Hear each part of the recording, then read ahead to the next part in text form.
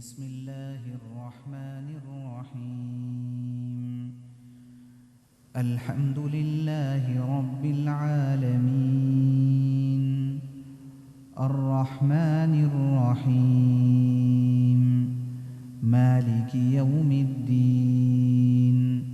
إياك نعبد وإياك نستعين صدق الله العظيم۔ شروع اللہ کے نام سے جو بہت زیادہ رحم کرنے والا اور نہایت ہی مہربان ہے۔ الحمدللہ رب العالمین، تمام تعریفیں اس اللہ کے لیے ہے جو تمام جہانوں کا رب ہے، پروردگار ہے۔ الرحمن الرحیم، جو بہت مہربان نہایت رحم کرنے والا ہے۔ مالک یوم الدین، جو یوم جزا کا مالک ہے، انصاف کے دن کا مالک ہے۔ ایاک نعبد و ایاک نستعین، اے اللہ ہم آپ ہی کی عبادت کرتے ہیں اور اے اللہ ہم آپ ہی سے مدد طلب کرتے ہیں۔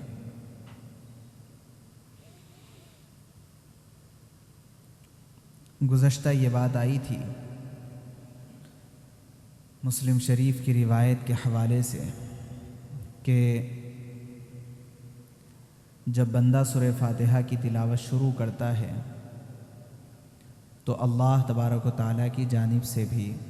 اس کا جواب دیا جاتا ہے۔ چنانچہ جب بندہ پڑھتا ہے الحمدللہ رب العالمین تو اللہ تبارک و تعالیٰ فرماتے ہیں کہ میرے بندے نے میری تعریف بیان کی، اور جب بندہ پڑھتا ہے الرحمن الرحیم تو اللہ تبارک و تعالیٰ فرماتے ہیں میرے بندے نے میری حمد و ثنا بیان کی، اور جب بندہ پڑھتا ہے مالک یوم الدین تو اس کے جواب میں اللہ فرماتے ہیں میرے بندے نے میری بزرگی بیان کی۔ آگے جب بندہ کہتا ہے ایاک نعبد و ایاک نستعین تو اس کے جواب میں اللہ فرماتے ہیں کہ یہ آیت میرے اور میرے بندے کے درمیان تقسیم ہے کہ بندے کا کام ہے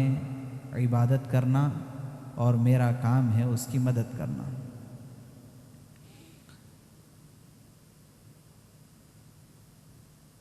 گزشتہ جو 3 آیات گزری ہیں وہ 3 آیات میں اور اس آیت میں ایک بہت خاص نقطہ پایا جاتا ہے،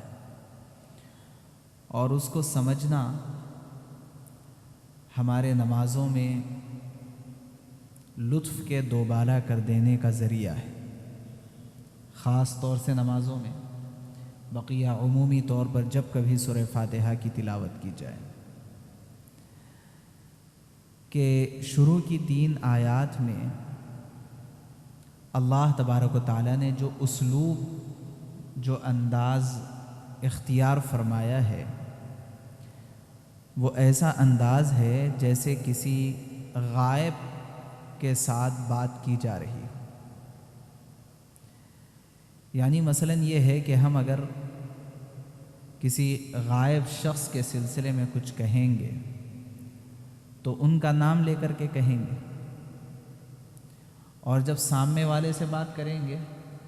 تو آپ کے ذریعے سے بات کریں گے۔ چنانچہ پہلی آیت میں اور دوسری آیت اور تیسری آیت میں بندے کا جو انداز ہے اللہ تبارک و تعالیٰ کے ساتھ بات کرنے کا وہ غیبوبانہ انداز ہے، گویا کہ وہ بندہ کسی غیبی ذات سے وہ مخاطب ہے اور کسی غیبی ذات کے ساتھ اس کا کلام جاری ہے۔ چنانچہ جب وہ کہہ رہا ہے الحمدللہ رب العالمین، تمام تعریفیں اللہ کے لیے ہے جو رب العالمین ہے، الرحمن الرحیم، جو نہایت مہربان اور رحم کرنے والا ہے، جو یوم جزا کا مالک ہے، تو جو انداز ہے یہ تکلم کا، وہ انداز غیبوبانہ انداز ہے۔ لیکن یہ 3 آیتیں اتنی جامع ہیں کہ اگر صحیح استحضار کے ساتھ اور اللہ تبارک و تعالیٰ کے دھیان کے ساتھ بندہ یہ 3 آیتوں کی تلاوت کرتا ہے تو یہ تیسری سیڑھی پر پہنچتے پہنچتے اس کی کیفیت یہ ہو جاتی ہے کہ جو ذات غائب ہے وہ ابھی اسے اپنے سامنے محسوس ہونے لگتی ہے، اور یہاں آ کر کے بندہ غائب کا صیغہ استعمال نہیں کرتا بلکہ بندہ حاضر کا صیغہ استعمال کرتا ہے،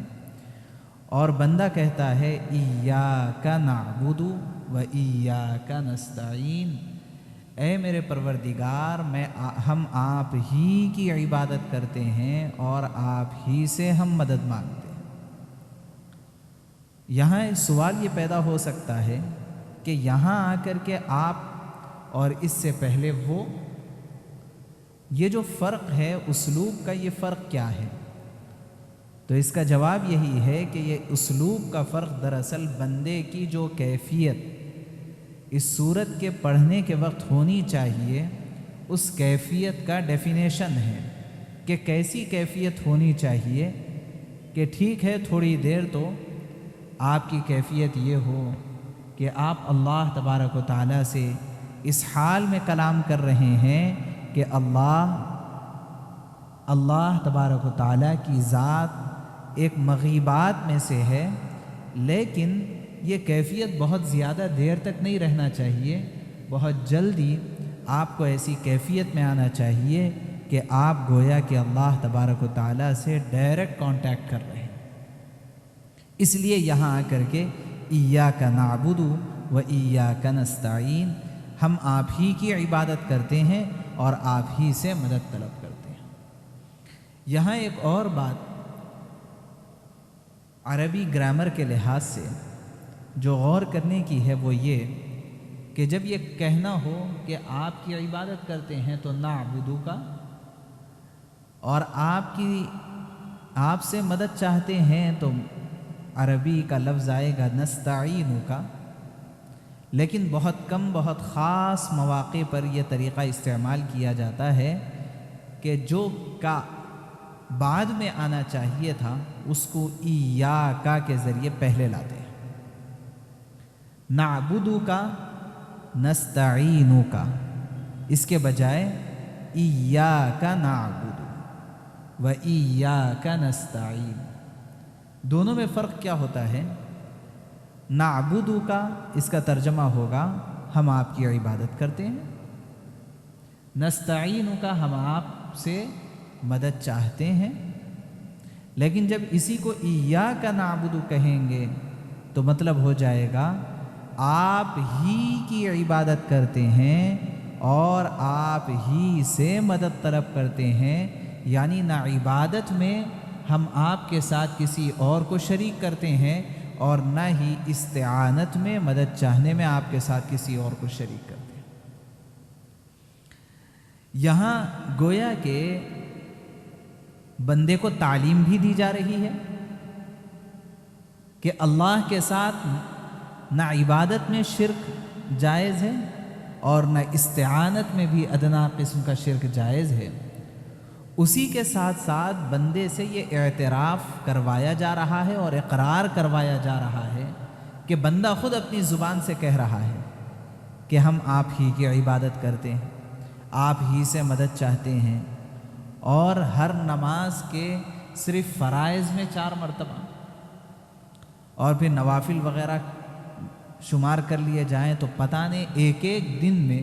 بندہ کتنی مرتبہ اس بات کا اعتراف کر رہا ہے اور اللہ کے سامنے مسجد میں نماز کی حالت میں یہ اقرار کر رہا ہے کہ ہم آپ ہی کی عبادت کر رہے ہیں۔ اتنا سب کچھ کرنے کے بعد بندے کو یہ احساس رہنا چاہیے کہ خدا نہ خواستہ کہیں وہ کسی اور کی عبادت بھی تو نہیں کر رہا ہے، کسی اور سے مدد بھی تو نہیں چاہ رہا ہے۔ اس سے اقرار اس وجہ سے کروایا گیا کہ وہ یہ فیل کرے کہ یہ کام مجھے صرف اللہ کے لیے کرنا ہے، ادنا اعتبار سے بھی اللہ کے ساتھ میں کسی کو شریک نہیں کر سکتا، یہ اقرار ہوتا ہے تبھی یہ بات سمجھ میں آتی ہے۔ اس لیے انداز جو اختیار کیا گیا ہے وہ انداز اقرار کا انداز ہے۔ اب سوال یہ ہے کہ عبادت کہتے کس کو؟ ہمیں یہ تو سمجھ میں آنا چاہیے کہ اس کا پراپر ڈیفینیشن ہے کیا عبادت کا؟ صرف نماز کا پڑھ لینا، صرف روزے کا رکھ لینا، حج کا کر لینا، اس کو عبادات کہتے ہیں، یا دراصل اس کی کوئی روح ہے اور یہ اس کا ایک انداز ہے، ایک طریقہ ہے جس کو ہم انجام دے رہے ہیں؟ دراصل عبادت نام ہے، اسی سے عبد بھی بنا ہے، غلامی، بندگی۔ عبادت نام ہے انتہائی تعظیم و احترام کے ساتھ، یعنی احترام اور تعظیم کی جو آخری انتہا ہے، انتہائی احترام اور انتہائی تعظیم کے ساتھ کسی کے سامنے انتہائی عاجزی کا اظہار کرنا، انتہائی تعظیم کے ساتھ کسی کے سامنے انتہائی عاجزی اور ذلت و مسکنت کا انداز اختیار کرنا، اس کا اظہار کرنا، اس کو عبادت کہتے ہیں۔ اب آپ اس تعریف کو سامنے رکھ کر کے غور کریں کہ اللہ تبارک و تعالیٰ سے زیادہ قابل تعظیم کوئی اور ذات ہو ہی نہیں سکتی، اللہ تبارک و تعالیٰ سے زیادہ قابل احترام کوئی ذات ہو ہی نہیں سکتی۔ وجہ یہ ہے کہ ہماری زندگی کا جتنا نظام ہے یہ سارا کا سارا نظام اللہ سے وابستہ ہے۔ ہم سانس لے رہے ہیں تو ہماری زندگی کے اندر حیات کا جو عنصر پایا جا رہا ہے، بغیر حیات کے تو ہم ہے ہی نہیں۔ تو یہ حیات دراصل اللہ تبارک و تعالیٰ کی حیات سے مستعار ہے، مطلب اصل حی تو اللہ ہے، اللہ لا الہ الا هو الحی القیوم لا تأخذہ سنہ ولا نوم۔ اصل زندگی تو اللہ کے پاس ہے، اور وہ اللہ کے پاس سے ہر لمحہ زندگی ہمارے پاس ٹرانسفر ہو رہی ہے۔ ایسا بھی نہیں ہے کہ جیسا بیٹری چارج کر کے رکھ دیتے ہم، ویسا جو ہے زندگی اور حیات چارج کر کے اللہ تبارک و تعالیٰ نے ہمارے جسم کے اندر فیڈ کر دیا ہو، ایسا نہیں۔ جیسے پاور ہاؤس سے کرنٹ لمحہ بلمحہ سپلائی ہو رہا ہے، اور جہاں یہ کرنٹ کی کنیکٹیویٹی ڈسکنیکٹ ہو وہاں پر وہ کرنٹ ختم ہو جاتا ہے۔ لیکن یہ ہر لمحہ علیحدہ علیحدہ کرنٹ ہے، جیسے نل سے پانی گر رہا ہو اور ایک ایک قطرہ گر رہا ہو۔ لیکن یہ قطرات جو گر رہے ہیں، اگر یہ قطرات یکے بعد دیگرے تیزی کے ساتھ گرنے لگیں گے تو یہ قطرہ قطرہ نظر نہیں آتا، بلکہ ایک دھار نظر آتی ہے۔ حقیقت میں وہ دھار بھی قطروں سے ملی ہوئی ہے۔ جیسے پنکھا پھر رہا ہے، اس کے اندر 3 پتیاں ہیں، ہم سب کو پتا ہے، لیکن جب یہ پھر رہا ہے تو یہ 3 پتیاں ہمیں نظر نہیں آ رہی ہے، بلکہ یہ گول ایک قسم کا نقشہ ہمیں نظر آ رہا ہے۔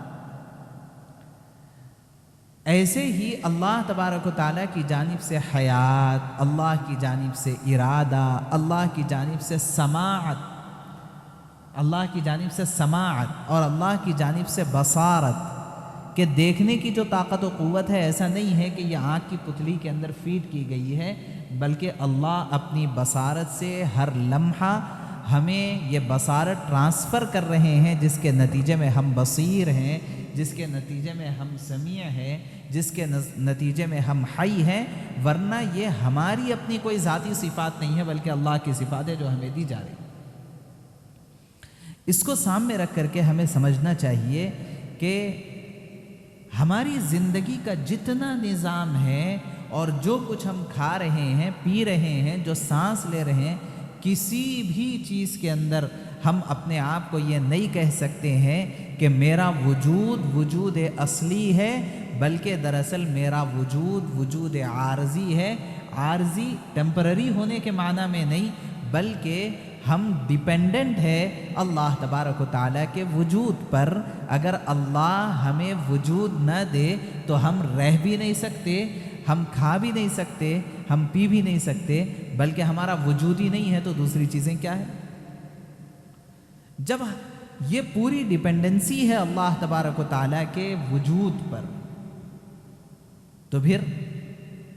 اللہ کے بغیر تو ہمارا وجود ہی نہیں۔ تو پتہ کیا چلا کہ سب سے زیادہ قابل احترام اور قابل تعظیم ذات تو اللہ کی ہے، کیونکہ وہ نہیں تو ہم نہیں۔ اور جب وہ سب سے زیادہ قابل احترام ہے تو ہم کیا؟ اس کے سامنے سب سے زیادہ ادنا ترین حیثیت ہماری ہے، سب سے زیادہ ادنا ترین حیثیت ہماری ہے۔ تو اب بھائی اپنے ادنا ہونے کو اس کے اعلیٰ ہونے کے سامنے کیسے ظاہر کریں گے؟ اگر اس کو ایسے ہی چھوڑ دیا جاتا، اس کو ایسے ہی چھوڑ دیا جاتا کہ سب سے اعلیٰ ذات کے سامنے اپنے سب سے ادنا ترین ہونے کا تم اظہار کرو، وہ اظہار کرنے کا طریقہ نہ بتایا جاتا تو ہر کوئی اپنے اپنے طور پہ یہ اظہار کرنے لگتا، اور اس کے نتیجے میں عبادت کے بے شمار طریقے دنیا کے اندر رائج ہو جاتے، جیسے کہ ہم دیکھ رہے ہیں کہ رائج ہے، ہر کوئی اپنے اپنے طریقے سے عبادت کرنا شروع کر دی۔ اللہ تبارک و تعالیٰ نے اپنے انبیاء علیہم السلام کے ذریعے سے ایک پرٹیکولر طریقہ دیا ہے کہ تم عبادت کرنا چاہو تو یہ ایک پرٹیکولر طریقہ ہے، اس فریم ورک کے اندر اگر تم کام کرو گے تو اس کو عبادت شمار کیا جائے گا، ورنہ اس کو عبادت نہیں شرک شمار کیا جائے گا۔ اس کو کہتے ہیں دراصل عبادت۔ اور یہیں سے آج کل کے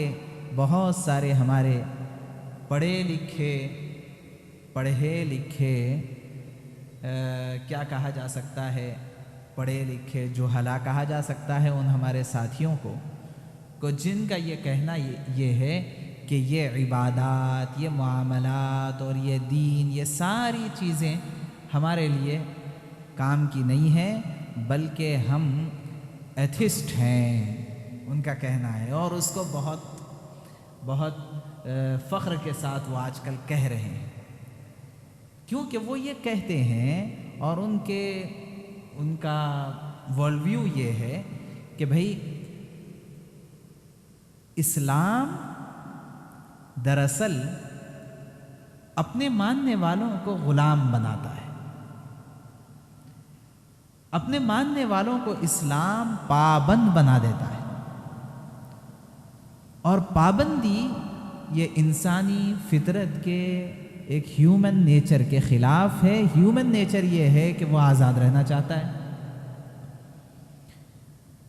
یہ ایک بہت بڑا سوال ہے اور اسی کو اٹھایا جا رہا ہے، اور اس سوال کے ذریعے سے اور اس کے جواب کے طور پر اسلام سے خارج بہت سارے لوگوں کو کیا جا رہا ہے۔ اس کو اس موقع پر ہمیں سمجھنا چاہیے کیونکہ یہ کہا جا سکتا ہے کہ کرنٹ افیئرز میں سے ایک کرنٹ ایشو ہے۔ یہاں اللہ تبارک و تعالیٰ سے ہم اقرار کر رہے ہیں کہ ہم آپ ہی کی عبادت کریں گے، یعنی سیدھا ہم اقرار کر رہے ہیں کہ آپ کی بندگی، آپ کی غلامی کریں گے۔ سلیوری ہے تو بس اللہ کی ہے، ہم باضابطہ اقرار کر رہے ہیں، اور اسی کو یہ کہا جا رہا ہے کہ بھئی یہ آزادی کے خلاف ہے، اور آزادی ہیومن رائٹس میں سے ہے۔ اس کو تھوڑا سا سمجھنے کی ضرورت ہے کہ اسلام بندے کو، اپنے ماننے والے کو آزاد کرتا ہے یا آزادی اس کی چھین رہا ہے؟ دراصل جتنے کامیاب سسٹمز ہوتے ہیں وہ دراصل ایک پرٹیکولر فریم ورک میں ہوتے ہیں۔ اس کے لیے ہم ایک مثال سے اس کو سمجھتے ہیں کہ ہم اپنے بچوں کو اسکول میں ایڈمیشن دلانے کے لیے جب لے جاتے ہیں تو ہمارے سامنے ایک اسکول وہ ہوتا ہے جہاں پر بچوں کو یہ فیسلٹی ہو رہی ہے، فیسلٹی دی جا رہی ہے کہ اگر آپ کا بچہ وقت پہ آئے تب بھی ایکسیپٹیبل ہے، لیٹ آئے تب بھی ایکسیپٹیبل ہے۔ ایک اسکول ایسا ہے، بچہ ہوم ورک کر کے آئے تب بھی ٹھیک ہے، ہوم ورک نہ کرے تب بھی موسٹ ویلکم۔ بچہ یونیفارم میں آئے تب بھی ٹھیک ہے، نہیں بچہ چڈی میں آ جائے اور اپنے گھر کے پھٹے پرانے کپڑوں میں آ جائے، موسٹ ویلکم۔ ہم کبھی بھی آپ کے بچے کو روکیں گے نہیں۔ بچے اسکول میں آ کر کے اچھے کام کریں تب بھی ٹھیک ہے، وہ بد اخلاقی کی حرکتیں کریں تب بھی ہم ان کو نہیں روکیں گے۔ ایک اسکول ہمارے سامنے ایسا ہے، آپ سمجھ سکتے ہیں کہ اس وقت ایسا اسکول اگر کوئی ہو تو عام طور پر گورنمنٹ اسکولس اس طرح کے ہوتے ہیں۔ ابھی کچھ اس کے اندر امپرومنٹ آیا ہے، تو آج سے 5 سال 8 سال پہلے تو اسی طرح کا معاملہ ہوتا تھا گورنمنٹ اسکولس کا۔ خیر ایک اسکول مثال کے طور پہ گورنمنٹ ہو کہ پرائیویٹ ہو، ایک اسکول، ایک آپشن ہمارے سامنے ہے۔ ایک دوسرا آپشن ہے جس میں یہ کہا جا رہا ہے کہ نہیں، اگر آپ اپنے بچے کو ایڈمیشن دلانا چاہتے ہیں تو صرف بچہ نہیں آئے گا، پیرنٹس آنا ضروری ہے، ہمارے رولز اینڈ ریگولیشنز کو سمجھنا ضروری ہے، اور وقت پہ آنا ضروری ہے، لیٹ نہیں کر سکتے، بلا وجہ کے لیو نہیں لے سکتے، اور ہوم ورک کے بغیر نہیں آ سکتے، ہوم ورک کمپلیٹ کرنا، ورک کمپلیٹ کرنا یہ لازمی ہے، وغیرہ وغیرہ۔ دسیوں قسم کے بچوں کے لیے شرائط وہاں پر لگائے جا رہے ہیں، اور وہ پورے شرائط کے ساتھ بچوں کا ایڈمیشن لیا جا رہا ہے۔ ایک عقل مند آدمی، ہم اور آپ تو ظاہر بات ہے کہ ہم تو یہی اسکول میں ایڈمیشن دلائیں گے، لیکن وہ آدمی جس کے پاس بیسک انٹیلیکٹ ہو، بیسک عقل اس کے پاس ہو، تو وہ بھی اپنے بچے کا فیوچر اور اپنے بچے کا کیریئر اسی میں سمجھتا ہے کہ وہ اس اسکول میں ایڈمیشن دلائے جو رولز اینڈ ریگولیشنز کے ساتھ چل رہا ہے، نہ یہ کہ وہ اسکول جو بچوں کو مکمل طور پہ آزادی دے دیتا ہے۔ وجہ کیا ہے کہ یہ جو رولز بنائے جا رہے ہیں، یہ رولز دراصل اس کے بچے کے فائدے کے لیے اور اس کے نفع کے لیے بنائے جا رہے ہیں۔ ایسے ہی کوئی بھی کارپوریٹ کمپنی ہو، کوئی بھی چھوٹا موٹا آفس ہو، ایون ایک چھوٹی سی دکان ہو، تو ان تمام چیزوں کے لیے، وہ تمام ڈپارٹمنٹس کے لیے مستقل رولز ہوتے ہیں۔ ان رولز کو فالو کرنے کو کبھی بھی یہ نہیں کہا جاتا کہ دراصل یہ ڈپارٹمنٹ نے اپنے تمام کے تمام ملازمین کو، اپنے تمام امپلائیز کو غلام بنا لیا ہے۔ کیوں؟ اس وجہ سے کہ جب ہم اس کمپنی کے اندر کام کر رہے ہیں، اس اسکول کے اندر بچے کو پڑھا رہے ہیں، تو ان کے رولز کو ماننا اور فالو کرنا ضروری ہے۔ یہ فالو کروانے کا مطلب یہ ہے کہ دراصل ان لوگوں نے اپنے کمپنی کے جتنے ملازمین ہیں، امپلائیز ہیں اور اسٹوڈنٹس ہیں، ان سب کو غلام بنا لیا ہے، اور غلامی نہیں چلتی۔ یہ ہمارے نیچر کے خلاف ہے، یہ کہہ کر کے ہم اس کو چھوڑتے نہیں ہیں، بلکہ ہم پریورٹی بیس پر اسی آپشن کو سلیکٹ کرتے ہیں کہ جس آپشن کے اندر ہمیں رولز اینڈ ریگولیشنز کے حساب سے جو ہے چلایا جا رہا ہے۔ ایون ہم اپنی زندگی گزارنے کے اندر کون سے ایریے کو آپ پریورٹی بیس پر سلیکٹ کرتے ہیں؟ ایک ایریا وہ ہے جو سلم ایریا ہے، وہاں پر سب ایسے ہی عام زندگی گزار رہے ہیں، اور ایک ایریا وہ ہے جہاں پر سوسائٹی بنی ہوئی ہے، اور اس سوسائٹی کی طرف سے یہ پابندی ہے کہ آپ یہاں روڈ پر اپنی گاڑی پارک نہیں کر سکتے، آپ روڈ پر اپنا چھجا آگے نہیں بڑھا سکتے ہیں، آپ یہاں اپنا چبوترا نہیں بنا سکتے ہیں۔ یہ ساری کی ساری جو پابندیاں ہیں سوسائٹی کی طرف سے، وہ پابندیاں جس ایریے کے اندر فالو کی جا رہی ہے، وہ ایریے کے اندر گھر خریدنا بھی اتنا آسان نہیں ہے۔ اتنے مہنگے وہاں پر گھر ہوتے ہیں کہ ہر آدمی وہاں جا کر کے رہ سکتا نہیں، ہر آدمی وہاں جا کر کے گھر خرید نہیں سکتا۔ بس ایسے ہی مسئلہ ہے کہ اسلام دراصل اپنے ماننے والوں کو ایک فریم ورک میں لاتا ہے، اور اس فریم ورک میں لا کر کے ان کو زندگی گزارنے کا ایک کامیاب طریقہ سکھاتا ہے۔ وجہ یہ ہے کہ جب ہر آدمی اپنے انڈیویجول آزاد ہونے کا اعلان کر دے تو سوسائٹی کرپٹ ہوتی ہے۔ جیسے اس ایریے کے اندر جہاں پر ایک سوسائٹی بنی ہوئی ہے اور وہاں ایریے کے رولز ہے، وہاں پر اگر ہر کوئی یہ رولز کو بریک کرنا شروع کر دے، اس کی وجہ سے پوری کی پوری سوسائٹی ڈیمیج ہوتی ہے، پوری سوسائٹی نقصان میں آتی ہے۔ ایسے ہی اسلام یہ چاہتا ہے کہ آدمی انڈیویجول بھی وہ مضبوط رہے، اور مضبوطی اس کی یہ ہے کہ وہ پورے رولز کو فالو کرے اور وہ ایک فریم ورک کے اندر آئے، تاکہ اس کی اپنی انفرادی زندگی بھی مضبوط اور اچھی ہو جائے، اور اس کی وجہ سے کسی دوسرے کو بھی تکلیف نہ ہو، اور سب کی زندگی ایک پوری کی پوری سوسائٹی ڈیولپ۔ یہی اسلامک رولز کو کے فالو کرنے کا نام مسلمان ہونا ہے۔ جب ہم اپنے گورنمنٹ کے رولز کو فالو کر کے اپنے آپ کو دراصل ایک بہت بہترین شہری اور ایک بہترین سٹیزن فیل کرتے ہیں، کب؟ جب کہ ہم فالو کر رہے ہیں رولز کو، اور ہم بہت فخر کے ساتھ کہتے ہیں کہ میں وہ ہوں جو آئی ٹی پابندی کے ساتھ پے کر رہا ہوں، فخر کے ساتھ کہتے ہیں۔ اور آئی ٹی پے کرنا، بھئی آپ کس کو دے رہے ہیں، کیا دے رہے ہیں، وہ کہاں کام میں لا رہے ہیں، کتنا اس کے اندر کرپشن پایا جا رہا ہے، یہ سب ہم کو پتہ ہے۔ لیکن صرف اس بنیاد پر کہ رولز کو فالو کرنا دراصل ایک اچھے شہری ہونے کی علامت ہے، وہ سلیوری نہیں ہے رولز کو فالو کرنا۔ ایسے ہی اسلام کو فالو کرنا دراصل ایک اچھے مسلمان ہونے، اور اس کے ساتھ ساتھ جو اچھا مسلمان ہوتا ہے وہ اچھا شہری ہوتا ہے، وہ اچھا باپ ہوتا ہے، وہ اچھا شوہر ہوتا ہے، وہ اچھا ایک گھریلو سسٹم کو فالو کرنے والا ایک فیملی ممبر ہوتا ہے، وہ ایک اچھا تاجر ہوتا ہے۔ کون؟ جو اسلام کو فالو کرتا ہے۔ اس لیے اسلام کو فالو کرنا یہ کسی بھی لحاظ سے کوئی ادنا درجے کی سلیوری نہیں ہے، بلکہ اسلام کو فالو کرنا دراصل یہ اپنے ایک باکمال شخصیت ہونے کی ایک علامت ہوتی۔ اس لیے ایک مسلمان